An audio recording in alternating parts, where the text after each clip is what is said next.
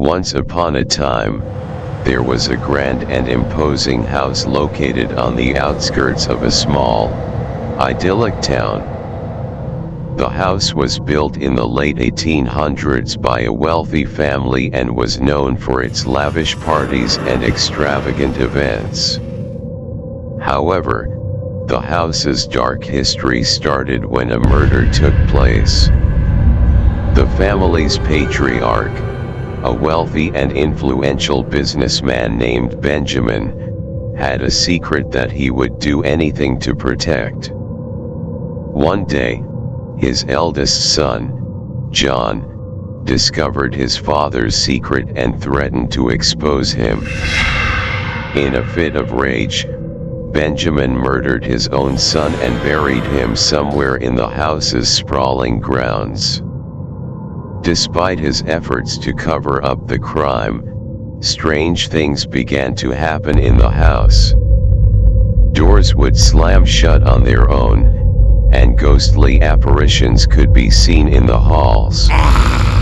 The once beautiful garden grew wild and unkempt, with the foliage twisting and contorting into grotesque shapes. Soon, rumors began to spread about the haunted house, and people avoided it at all costs. But one brave family decided to buy the house and restore it to its former glory. The family, consisting of a father, mother, and their 2 young children, moved into the house and immediately started to experience strange occurrences. The children's toys would move on their own, and the family could hear footsteps and whispers in the empty halls. As time passed, the haunting became more intense. The father started to have vivid nightmares about the murder that had taken place, and the mother claimed that she could hear her son's voice calling out to her from the walls.